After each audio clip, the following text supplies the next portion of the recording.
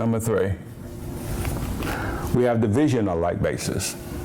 We have x to the what, nth power divided by x to the what, nth power. Division of like bases. This indicates that subtraction is a quick way of, division is a quick way of what, subtracting. So this is what we use. We write the base, which in this case is what, x, and then we subtract the bottom exponent from the top one.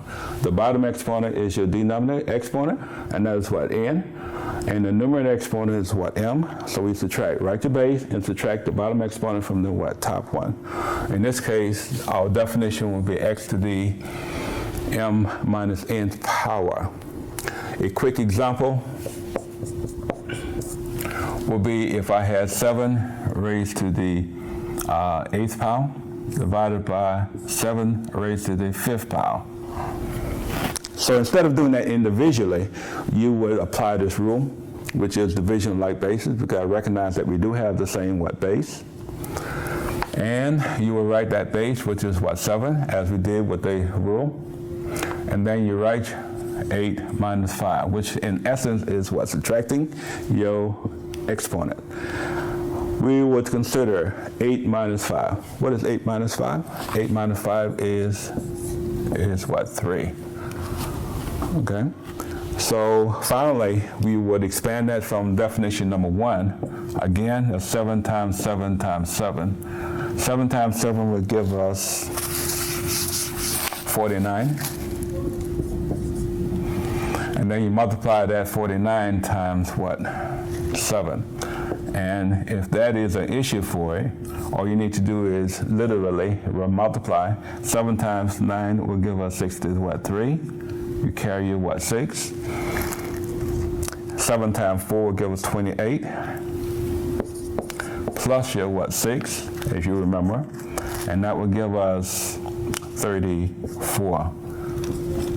So our final answer there would be 343 for the division of 7 to the 8th power divided by 7 to the 5th power.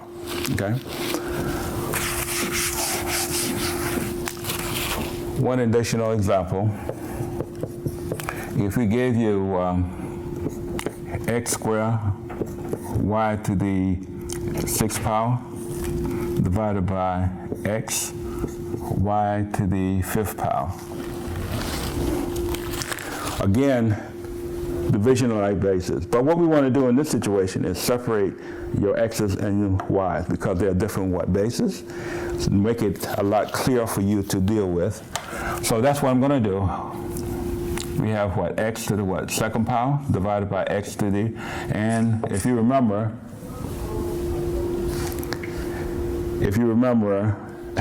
your exponent is 1. If you don't see it, it's understood to be that. We have y to the 6th power over what, y to the what, 5th power.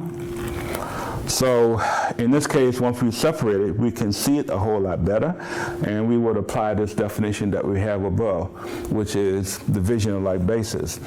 Here we're going to what, subtract. So we're going to have what, x to the 2 minus 1 times y to the 6 minus 5, applying that rule that we have previously stated. From here, what is 2 minus 1? That's 2 minus 1 will give us x to the what, 1st power. And here we also have y to the 1st power. When we write this, we just want to write x, y, because the 1 is understood to be there for your exponent. Okay? So basically what we have is definition number 3, and we want to move on to definition number 4.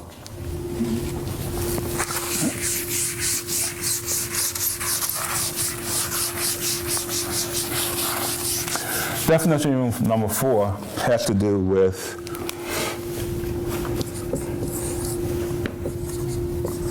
a product raised to a certain power. And we refer to it as the power of a product. In this particular case, what we want to do is expand this into a to the nth power times b to the nth power.